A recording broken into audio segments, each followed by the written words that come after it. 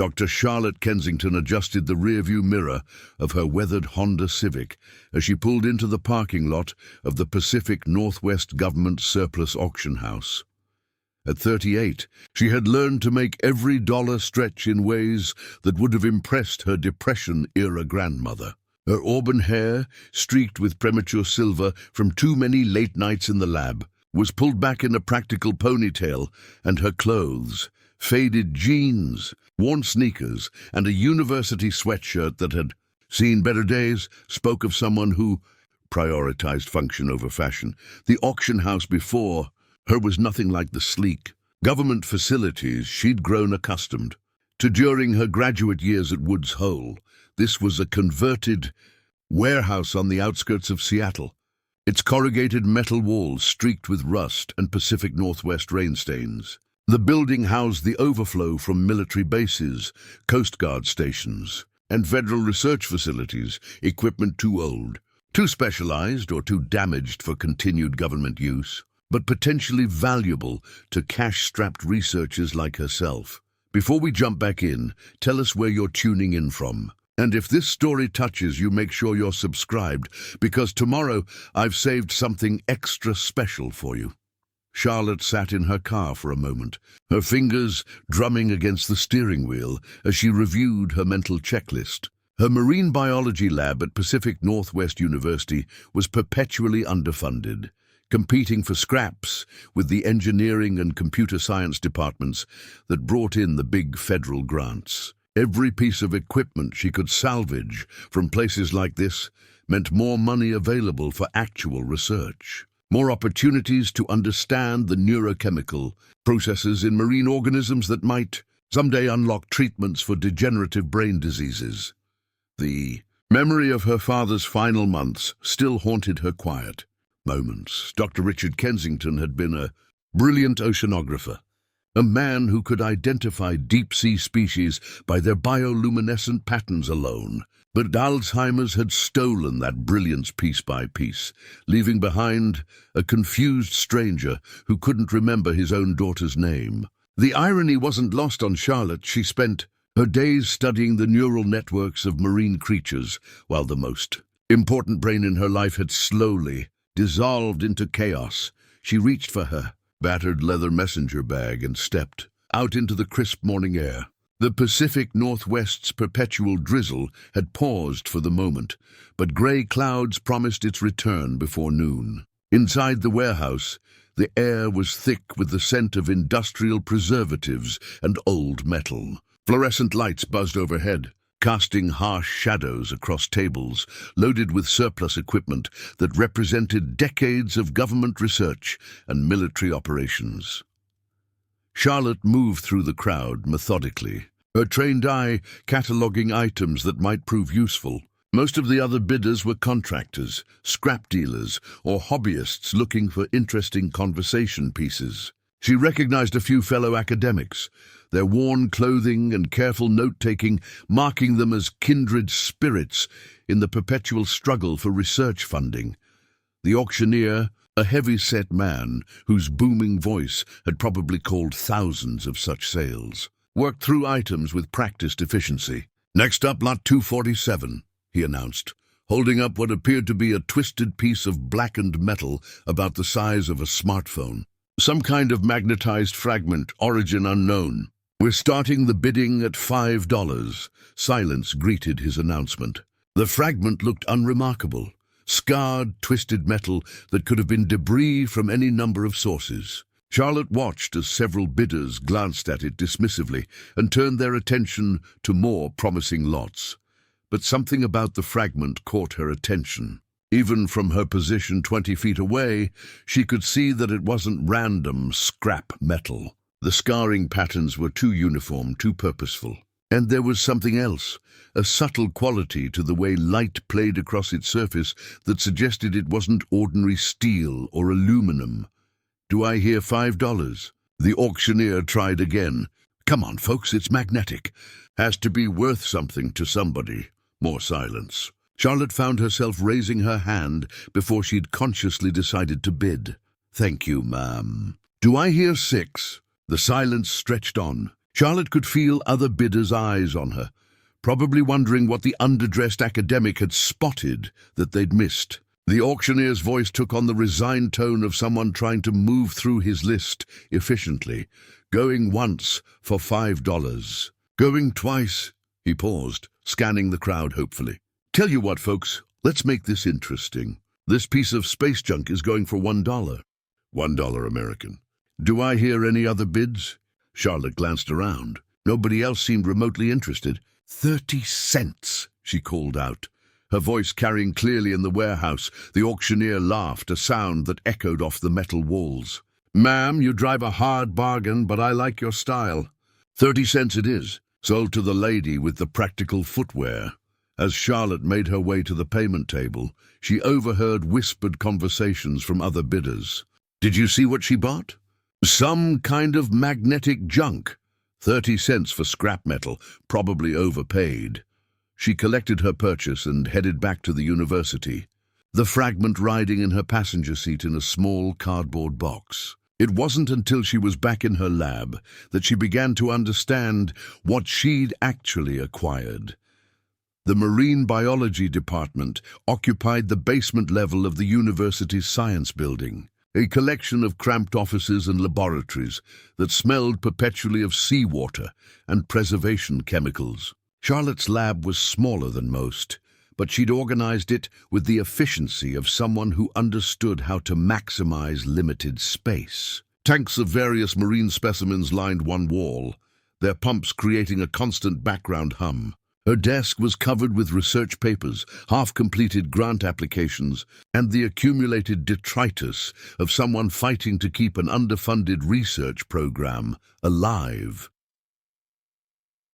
Tommy Chen looked up from the computer terminal where he'd been analyzing spectroscopic data when Charlotte entered. At 24, her graduate student possessed the kind of enthusiastic energy that reminded Charlotte of her younger self, before years of academic politics and funding struggles had worn down some of her idealism. His black hair fell across his forehead as he leaned over keyboards and microscopes, and his T-shirts invariably featured references to obscure programming languages or marine biology jokes that only fellow researchers would understand.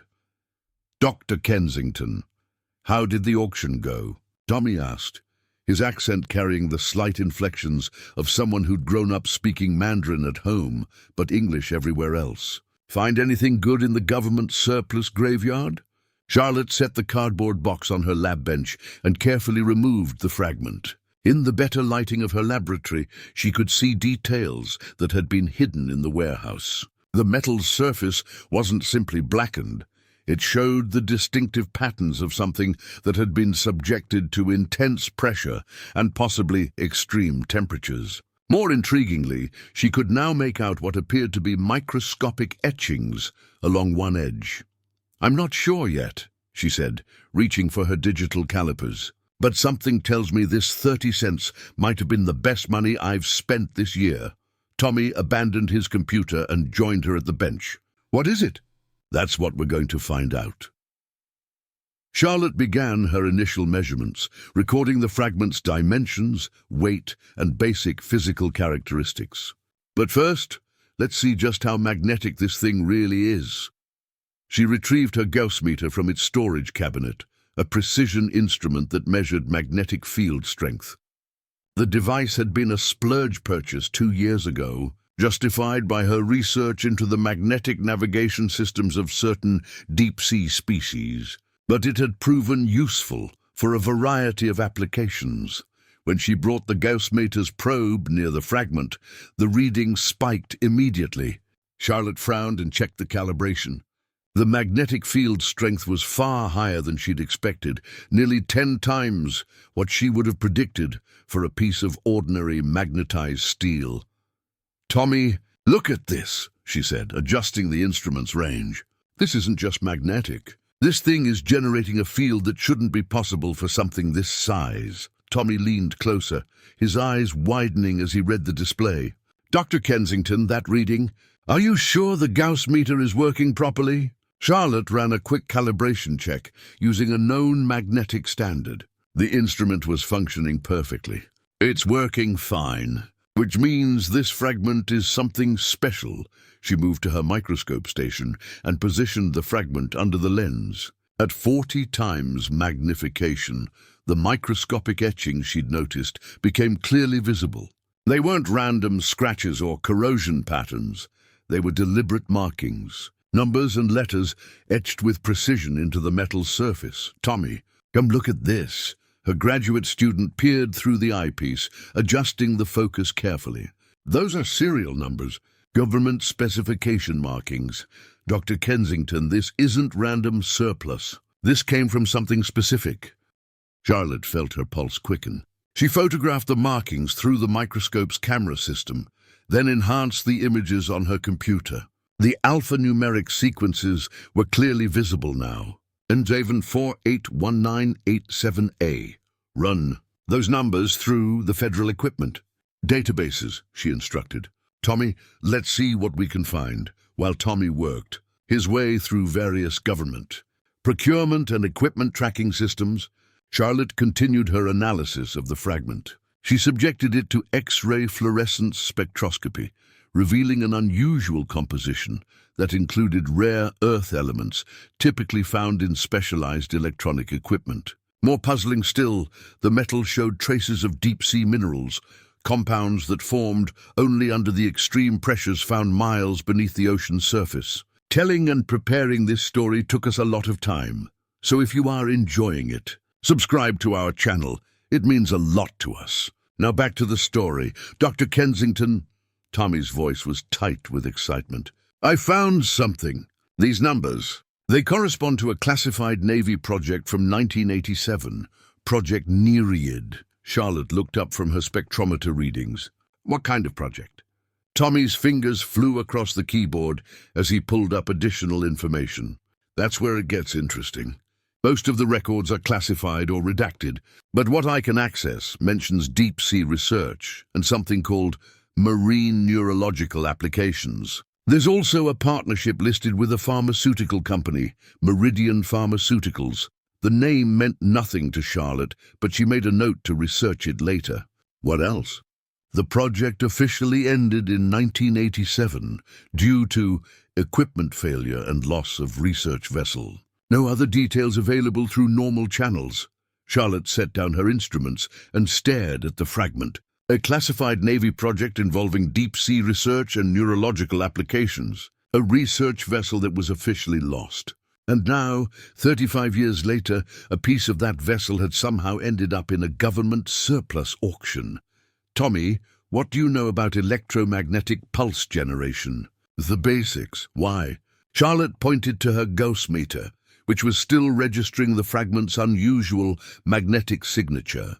"Because this thing isn't just magnetic. Watch this." She moved the probe away from the fragment, then back toward it in a steady rhythm. The Gauss meter's readings fluctuated in response, but there was a pattern to the variations, a regular pulse that occurred approximately every 30 seconds. "It's transmitting," Tommy breathed. "Oh, trying to communicate with something. That's what I'm thinking." Charlotte checked her watch. It was nearly 9 p.m., and the building was essentially empty, except for security guards, and the occasional graduate student pulling an all-nighter. "Tommy, I want you to set up continuous monitoring on this thing. I want to know if these pulse patterns change, and I want to correlate them with anything else you can think of. Tidal patterns, magnetic field variations, whatever might be relevant. You think this is connected to something bigger. It wasn't a question." Charlotte looked at her graduate student, recognizing the same scientific curiosity that had driven her throughout her career. "I think," she said carefully, "that we've stumbled onto something that powerful people wanted to stay buried. The question is whether we're smart enough to figure out what it is before we get in over our heads." As if responding to her words, the fragment's electromagnetic pulse suddenly intensified, the Gauss meter's readings spiking to levels that shouldn't have been possible for such a small piece of metal. In the silence of the laboratory, both Charlotte and Tommy could hear a faint humming sound coming from the fragment itself, a sound that seemed to carry the weight of Secrets buried beneath miles of dark ocean water. Charlotte arrived at her lab the next morning to find Tommy already at work, surrounded by printouts and multiple computer screens displaying waveform analyses, spectrograms, and data tables. 3 empty coffee cups suggested he'd been there most of the night.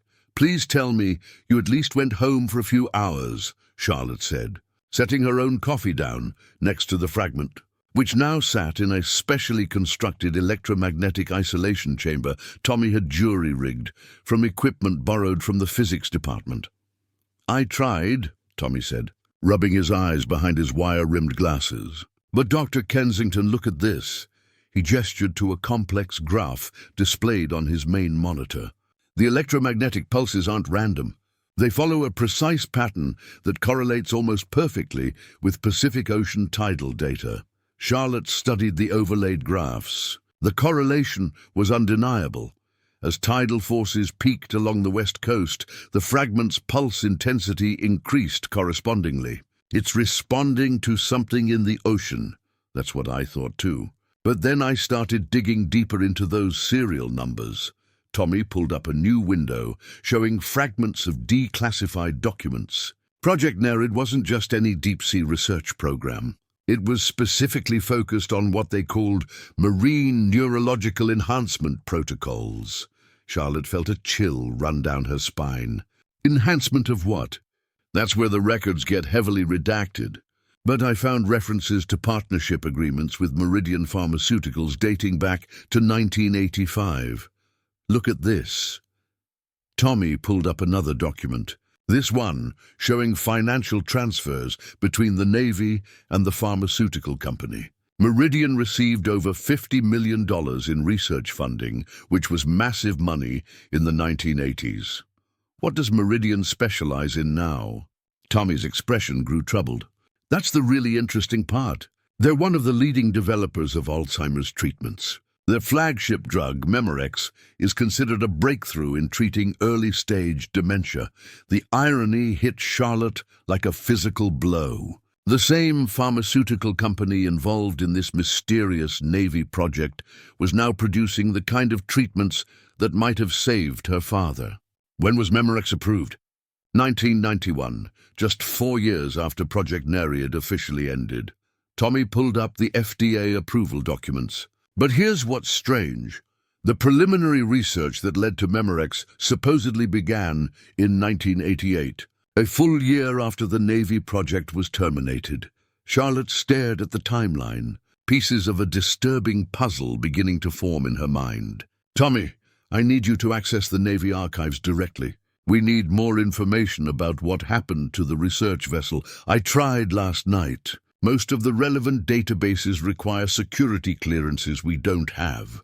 But I did manage to find something interesting through the National Archives." Tommy pulled up a scanned document dated December 15, 1987, official incident report for the research vessel Proteus. According to this, the ship experienced catastrophic system failures while conducting deep-sea research approximately 200 miles off the Washington coast. "All hands lost. Vessel presumed sunk in deep water." "All hands lost," Charlotte repeated. "How many people?" 17 researchers and crew members. But here's what bothers me. There's no record of any search and rescue operation. No attempt to recover the vessel or determine the cause of the failure. For a ship carrying that much classified research, that seems... Tommy paused, searching for the right word. "Suspicious," Charlotte finished. "Extremely suspicious." She spent the next several hours diving deeper into publicly available records, following digital breadcrumbs that led through academic databases, patent filings, and corporate disclosure documents. What emerged was a pattern that made her increasingly uncomfortable. Dr. James Morrison, listed as the chief researcher on Project Nereid, had published groundbreaking work on marine neurotoxins and their potential therapeutic applications in the mid-1980s. His research had focused specifically on compounds found in deep-sea organisms that could cross the blood-brain barrier and affect neural function. After 1987, however, Morrison had vanished from the academic literature entirely. Tommy, can you find any record of Dr. Morrison after December 1987? Her graduate student's fingers flew across the keyboard. Nothing. No publications, no conference presentations, no employment records. It's like he just disappeared, or died on the Proteus, Charlotte said quietly. But as she continued her research, other disturbing patterns emerged. 3 of Morrison's graduate students had died in separate accidents within 6 months of the Proteus incident. Another former colleague had suffered a fatal heart attack at age 34. The statistical probability of such a cluster of deaths among people connected to the same research project was astronomically low.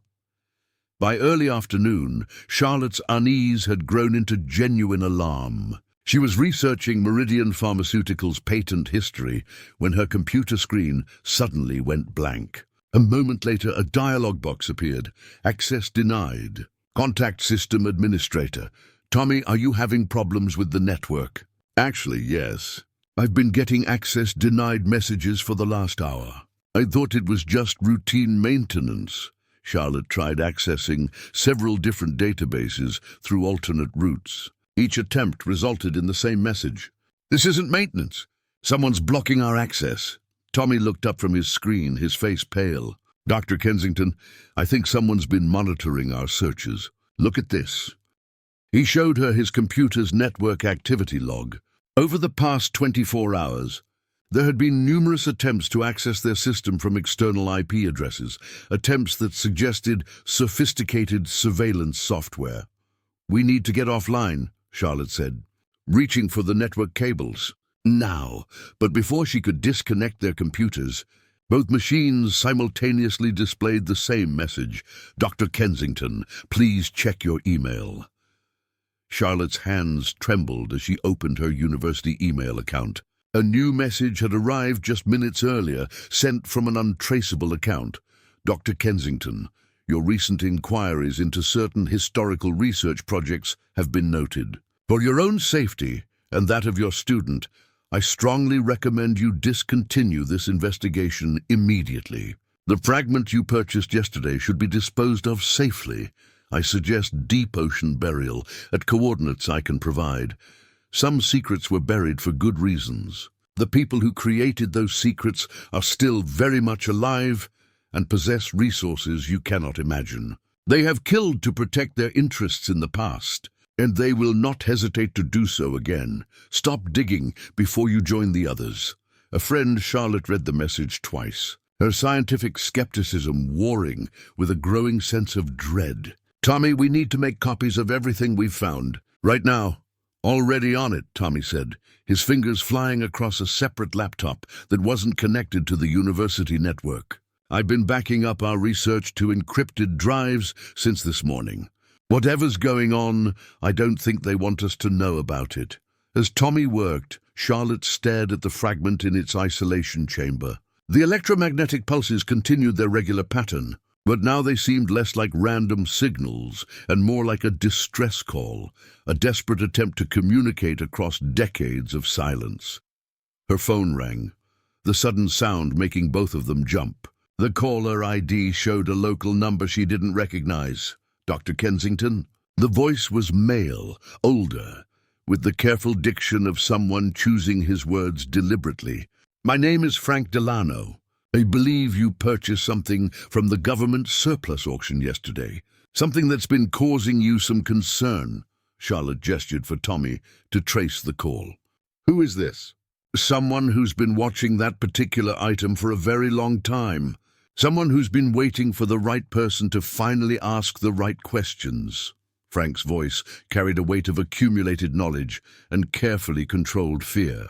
Dr. Kensington, you have no idea what you've stumbled into. But if you're willing to listen, I can help you understand why people are already trying to scare you off. What do you know about Project Nereid? A long pause. I know it never ended. I know the Proteus didn't sink by accident. And I know that the fragment in your possession isn't the only piece of evidence that survived. Another pause, longer this time. Dr. Kensington, I think we need to meet, but not over the phone, and not at your university. They're watching both places now. Charlotte looked at Tommy, who who nodded grimly as he showed her his laptop screen. The call was indeed being monitored. Multiple digital signatures indicated sophisticated surveillance equipment was recording their conversation. "Where?" she asked. "Pike Place Market, 1 hour. The used bookstall near the fish vendors. Come alone and bring the fragment." The line went dead. Charlotte stared at her phone, her scientific mind cataloguing the implications while her survival instincts screamed warnings. Everything about this situation violated her careful, methodical approach to research. But the alternative, ignoring the evidence and pretending none of this was happening, seemed even more dangerous. "Dr. Kensington," Tommy said quietly, "I don't think this is just about scientific discovery anymore." Charlotte looked at the fragment, its steady pulse now seeming less like communication and more like a heartbeat, the desperate rhythm of something that refused to die despite decades of burial.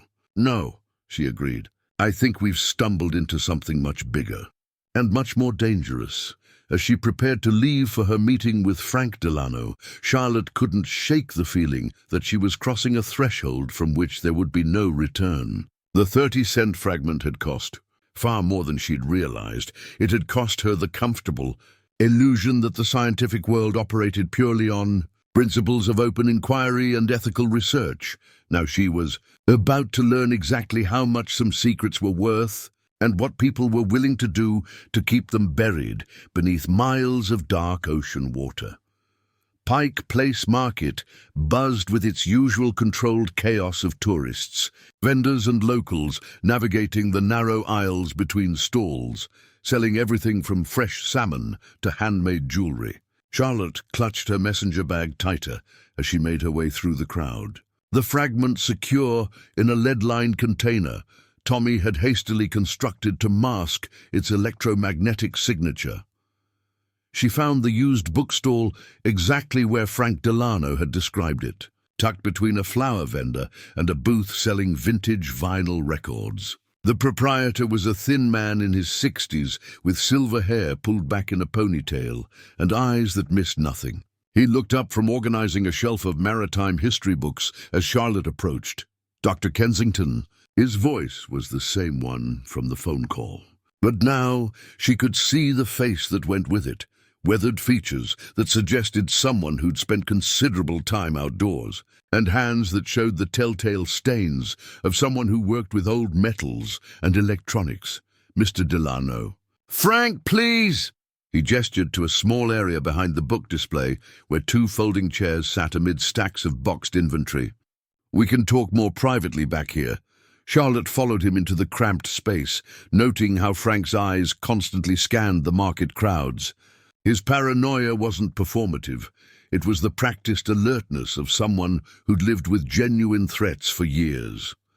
"Before we go any further," Frank said, settling into his chair, "I need to see what you bought yesterday." Charlotte hesitated for a moment, then carefully removed the container from her bag. When she opened it, Frank's expression immediately changed from cautious interest to grim recognition. "Jesus," he whispered, leaning closer to examine the fragment without touching it. "I haven't seen one of these in 15 years. One of these. There are others?" Frank stood and moved to a locked storage cabinet behind his chair. After checking the market aisles once more, he opened the cabinet and retrieved a smaller wooden box. Inside, nestled in foam padding, were 3 similar metallic fragments, each showing the same characteristic scarring and electromagnetic properties. "I've been collecting these for 23 years, Frank said, his voice barely audible above the market noise. "Every time one shows up at a surplus auction, I try to buy it. Not because I want them, but because I know what happens to people who get too curious about where they came from." Charlotte stared at the collection. "What happens to them?" "They disappear, or they have accidents. Driving accidents, usually. Sometimes heart attacks, despite no history of cardiac problems. Always within 6 months of purchase." Frank's hands shook slightly as he closed the box. "I've documented 17 cases over the past 2 decades. 17 people who bought fragments like yours and died before they could figure out what they'd found. Why are you still alive?" Frank's laugh was bitter. "Because I've been very, very careful. And because I used to work for the people who created this mess in the first place. Charlotte felt her scientific skepticism warring with the mounting evidence of something genuinely sinister. What kind of work? Government contractor, specialized in deep-sea salvage and recovery operations. I spent the 1980s and 1990s pulling classified equipment off the ocean floor, things that officially never existed. Frank pulled out a worn manila folder filled with photographs and documents, including pieces of the Proteus. The photographs showed underwater scenes that looked like a deep-sea graveyard. Twisted metal structures, scattered equipment, and what appeared to be sections of a research vessel lying in the abyssal darkness thousands of feet below the surface. The Proteus didn't sink by accident, Frank continued. It was scuttled, deliberately sunk to hide what was happening aboard that ship. What was happening? Frank pulled out a series of official-looking documents, their pages yellowed with age and marked with various classification stamps. Project Nereid wasn't just researching marine neurotoxins for medical applications. They were testing them on human subjects, military personnel mostly, volunteers who thought they were participating in programs to enhance cognitive function. Charlotte's blood ran cold. Human experimentation. 17 naval personnel underwent experimental treatments designed to enhance memory, reaction time, and learning capacity. The treatments were based on compounds extracted from deep sea organisms, creatures that had evolved, neurochemical systems unlike anything found in terrestrial life. Frank showed her a series of medical reports, their pages filled with clinical observations and test results. The early entries showed promise. Subjects demonstrated remarkable improvements in cognitive function, memory retention, and sensory processing. But as the weeks progressed, the reports documented increasingly disturbing side effects. The enhancement compounds were unstable, Frank explained. They caused progressive neurological damage. Subjects began experiencing seizures, hallucinations, and rapid onset dementia. By week 12 of the trials, 3 subjects had died. By week 16, 10 more were catatonic, and the remaining 4, according to these reports, they were kept aboard the Proteus for continued observation. Dr. James Morrison, the project's lead researcher, was documenting their deterioration when he began to understand what was really happening. Frank pulled out a handwritten letter, its pages fragile with age. The letterhead showed Morrison's personal stationery, and the text was written in the careful script of someone trying to preserve information for posterity. Morrison discovered that Meridian Pharmaceuticals wasn't interested in the failed human trials. They were studying the neurological damage patterns to understand how to create more targeted compounds. The failed subjects weren't victims. They were test cases for developing better mind control drugs. Charlotte read Morrison's letter with growing horror. The researcher described his growing awareness that the project's true purpose wasn't medical therapy, but the development of chemical weapons designed to incapacitate enemy personnel. By inducing rapid onset dementia and neurological collapse, Morrison tried to blow the whistle, Frank continued. He contacted congressional oversight committees, prepared to testify about the illegal human experimentation. That's when the Proteus suffered its catastrophic system failure. They killed 17 people to cover up the program, and they've been killing people ever since to keep it covered up. The fragments like the one you bought aren't just random debris. They're pieces of the Proteus's data storage systems, quantum memory cores that contain Morrison's complete research files, including video documentation of the human experiments. Charlotte stared at her fragment with new understanding.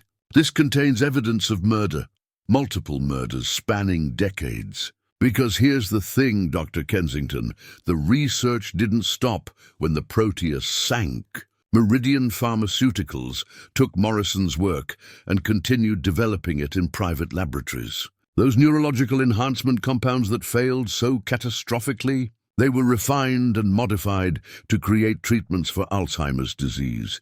The implications hit Charlotte like a physical blow. Memorex, Meridian's miracle Alzheimer's drug is based on research stolen from murdered Navy personnel.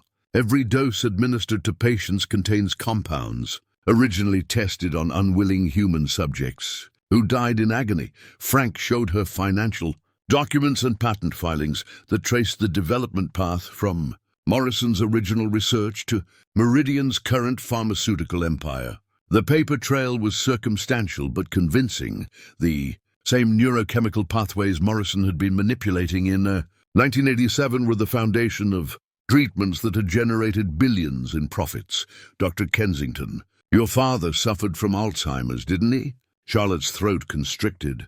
How did you know? Because I've been watching you since yesterday. Your research profile, your published work on marine neurochemistry, you're exactly the kind of scientist they'd be terrified to have investigating this. Frank pulled out a final document, a list of names and dates spanning from 1987 to the present. These are all the people connected to Project Nereid who have died under suspicious circumstances. Researchers, military personnel, government oversight officials, journalists, anyone who got too close to the truth. The list contained 43 names. Charlotte recognized several from her own research into Morrison's background, the graduate students and colleagues whose deaths had seemed statistically improbable. There's something else, Frank said, his voice dropping to barely above a whisper. The fragments aren't just data storage, they're also transmitters. Every time one is exposed to electromagnetic analysis, like what you've been doing in your lab, it sends a signal. A signal to what? To the automated monitoring systems Meridian installed to track these fragments. They know you have it. They know you've been analyzing it. And they know you've uncovered enough information to be dangerous. As if summoned by his words, Charlotte's phone buzzed with a text message from an unknown number. Dr. Kensington, you have 24 hours to return the item and cease your investigation. This is your only warning. Frank saw her expression and nodded grimly. They're moving faster than usual. Someone at Meridian is getting nervous. What do I do? Frank stood and moved to another locked cabinet, this one containing diving equipment and underwater cameras. There's only one way to get ahead of this.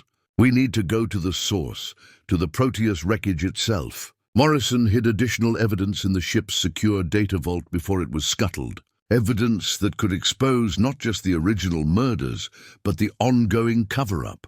You want me to go diving to a shipwreck thousands of feet underwater? I want you to stay alive long enough to expose the truth. And that means we need help from someone who knows those waters better than anyone. Frank handed her a piece of paper with a name and address written in careful script. Marcus Rivera. He was part of the original construction crew that built the underwater research facility where the human experiments took place. He's been living with the guilt for 36 years. Charlotte stared at the address. Will he help us?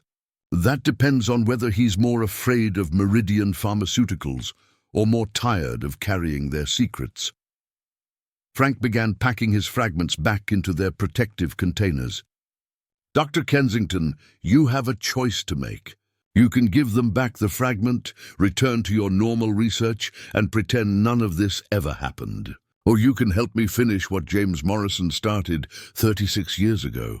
Charlotte looked at the fragment in her hands. Its steady electromagnetic pulse now seeming like the heartbeat of murdered researchers, calling out for justice. She thought of her father, of all the Alzheimer's patients who had been treated with drugs developed through torture and murder, of the families who deserved to know the truth about their loved ones' sacrifices.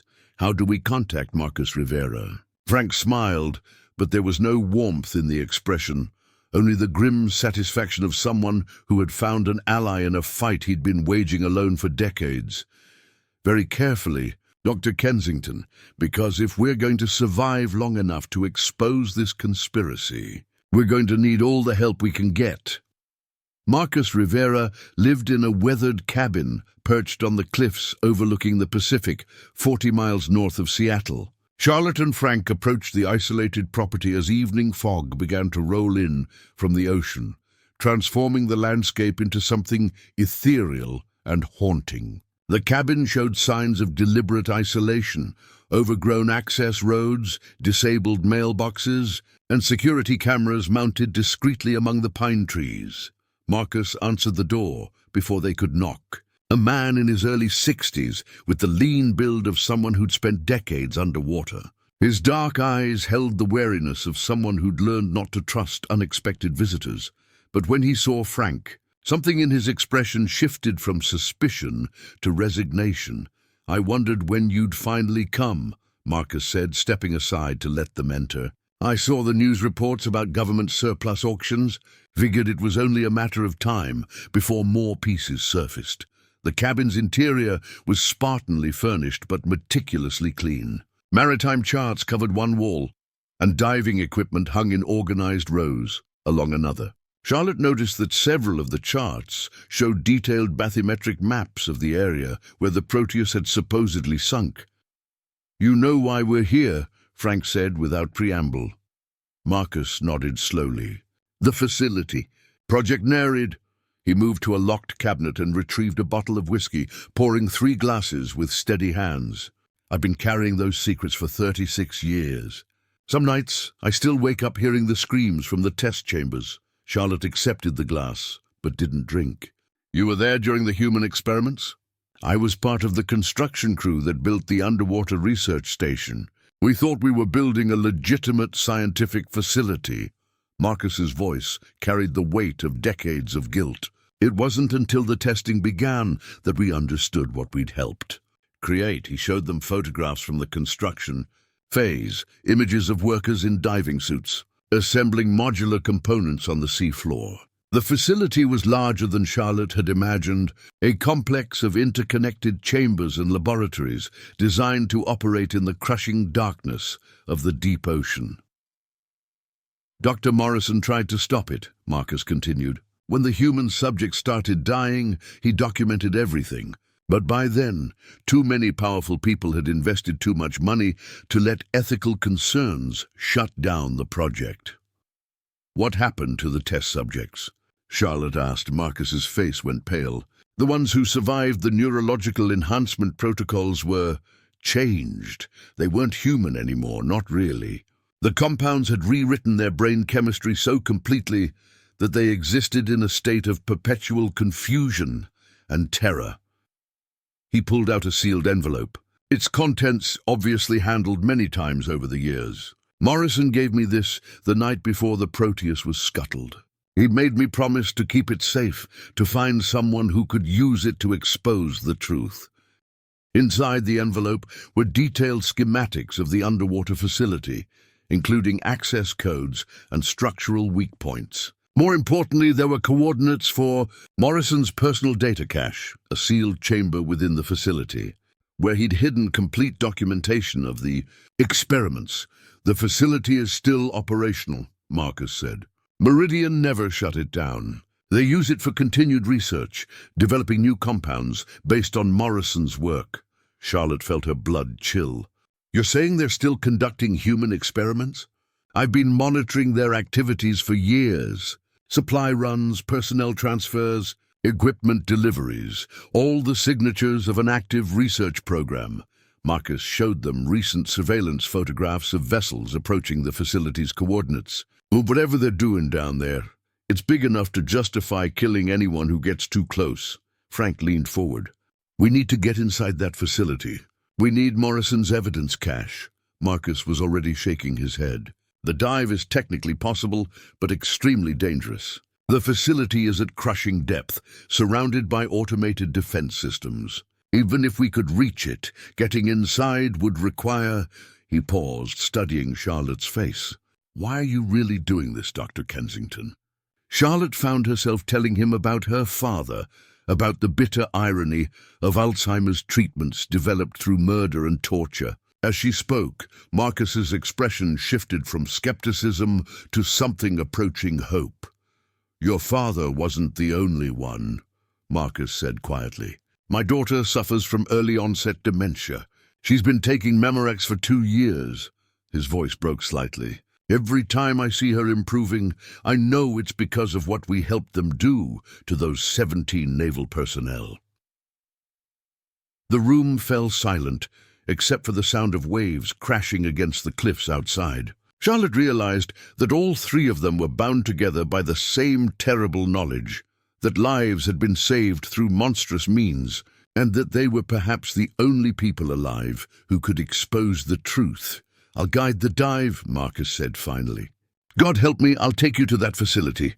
But you need to understand the stakes. If we're caught, we won't just disappear. We'll become test subjects ourselves." Charlotte looked at the fragment in her bag, its pulse steady and insistent. "Then we better make sure we're not caught." The dive began at 2 a.m. under a moonless sky, the ocean surface black as oil beneath their small research vessel. Marcus had chosen the timing carefully. Tidal conditions were optimal, and commercial shipping traffic was at its lowest ebb. Charlotte felt her heart hammering as she struggled into the specialized diving suit. Its built-in pressure regulators and communication systems, more complex than anything she'd ever used.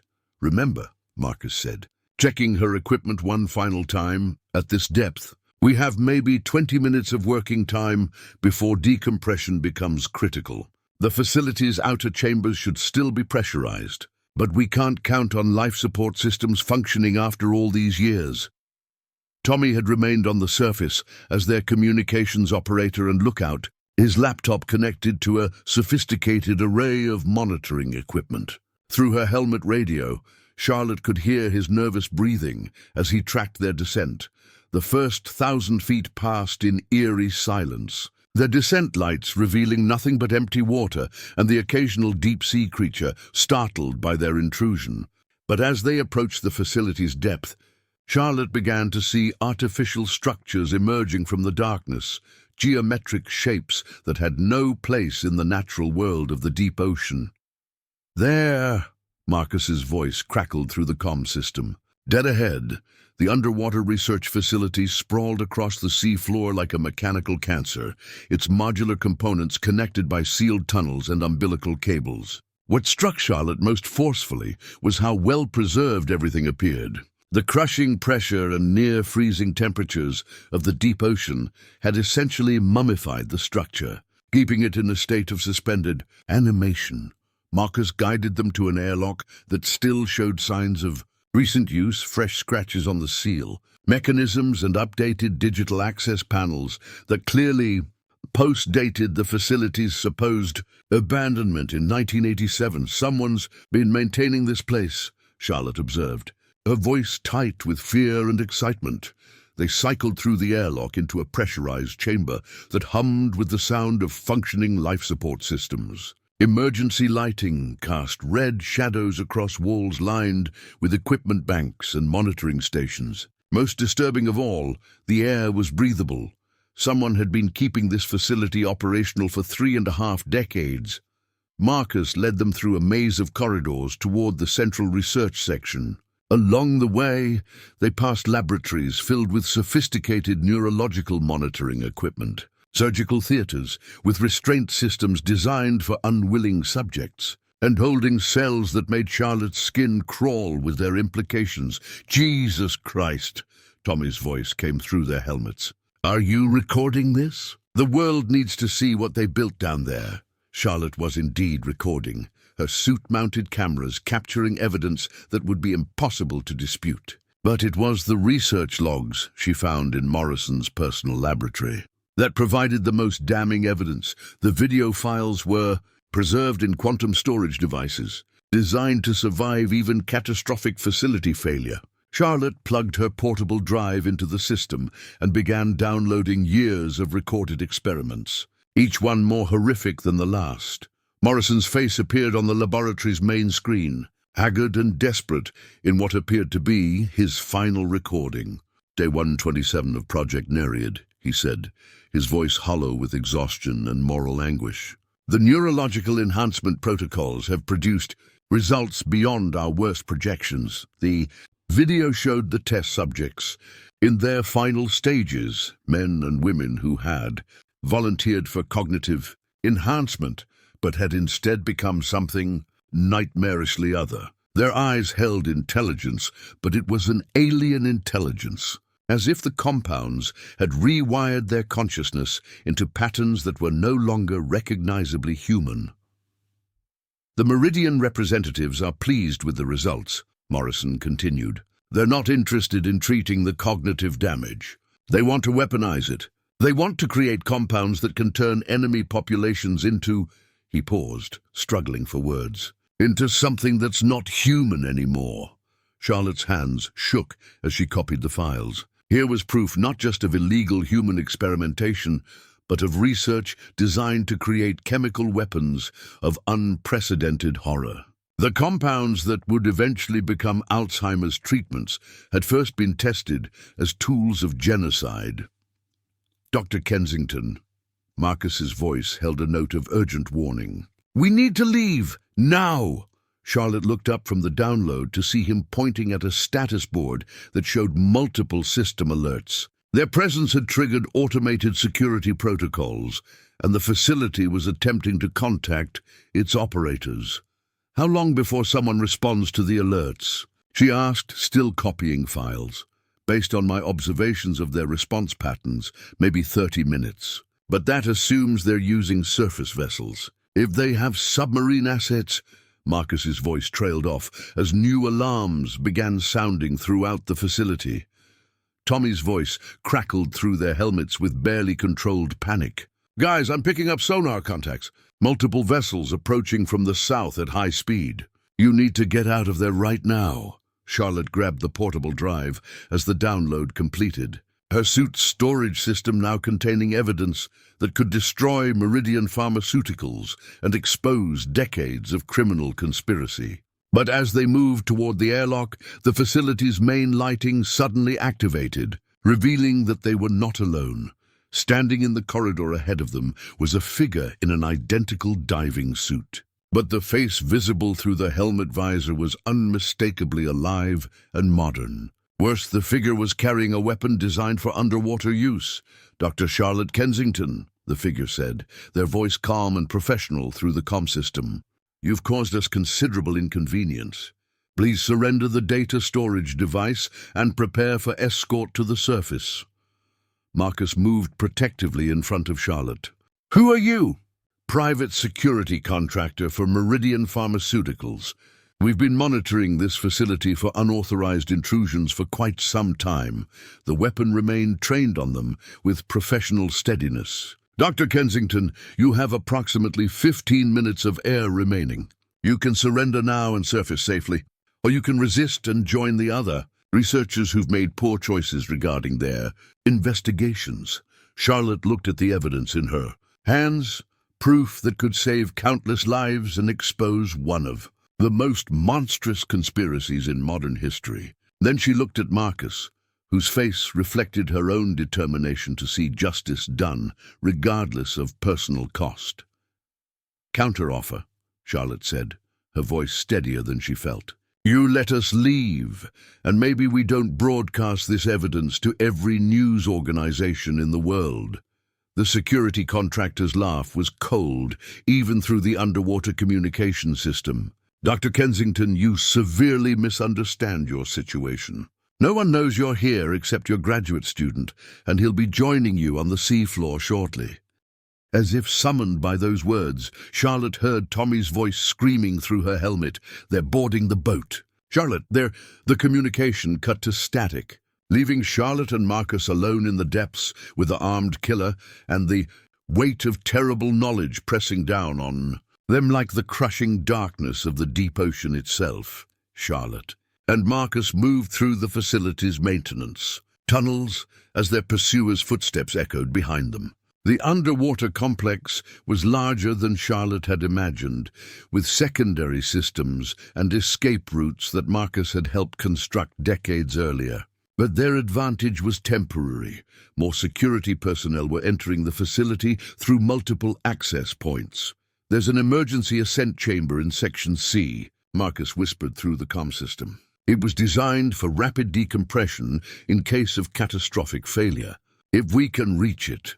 Charlotte Kensington and Marcus Rivera uncovered a hidden laboratory filled with grotesque marine test subjects, precursors to human experiments under Project Nereid. Through the glass, submersibles closed in. Proof Dr. Victoria Sterling had vast resources and government connections. When Coast Guard Captain Sarah Reeves ordered Charlotte to surrender, Marcus warned she was compromised. Their fears proved true until Charlotte showed Reeves video proof of Meridian's decades of illegal human experimentation, including Navy personnel murdered to advance neurological compounds. Among them was Reeves's father. Shaken, Reeves turned against Sterling. Together they escaped in an ascent chamber, surfacing into a storm of Coast Guard cutters and Sterling's corporate yacht. Sterling denounced them as terrorists, but Reeves, invoking federal authority, declared the area under investigation. Still, Charlotte knew Sterling's reach extended deep into Washington. Morrison's fragment hinted at more caches of evidence. Tommy, their ally, detected transmissions from hidden sites, leading them toward Desolation Island. There, in an abandoned lighthouse, they found Morrison's final cache, meticulous records, financial ledgers, and video of Sterling personally directing experiments. It was incontrovertible proof the conspiracy was ongoing, but helicopters soon deployed tactical teams around the island. Sterling demanded surrender, justifying her crimes as necessary to cure Alzheimer's and Parkinson's. Charlotte countered with Morrison's recordings, exposing unwilling, restrained subjects. As Sterling's forces breached the lighthouse, Charlotte activated Morrison's transmitter, broadcasting the evidence worldwide. News agencies picked up the files, the FBI announced an investigation, and Coast Guard vessels returned under new orders. Sterling, stripped of authority, was arrested despite warning that Meridian's treatments were indispensable. Months later, Charlotte testified before Congress, revealing that Project Nereid spanned 36 years, killed at least 17 sailors, and turned chemical weapons research into billion-dollar therapies. Sterling and 17 co-conspirators received life sentences. Meridian was dissolved, its assets forming a victim compensation fund. The scandal reshaped global research ethics, creating stricter oversight and international safeguards. Charlotte founded the Morrison Foundation for Ethical Neuroscience, ensuring future treatments honored transparency and human dignity. Morrison's fragment, once purchased for 30 cents, now rested in her lab beside a plaque listing the victims. Tommy Chen, now a doctor, pursued ethical marine research. Marcus oversaw the memorial underwater site. Admiral Reeves led an international task force preventing abuses at sea, looking out at the Pacific. Charlotte reflected that while Sterling had framed her crimes as progress, true progress lay in research that respected human dignity. The victims' voices had been silenced for decades, but through their sacrifice, a new era of ethical science had begun. Up next, we have 2 more incredible stories that are waiting for you. Just click the image you want to watch and it will take you there. If you enjoyed this video, make sure to subscribe. It would mean a lot.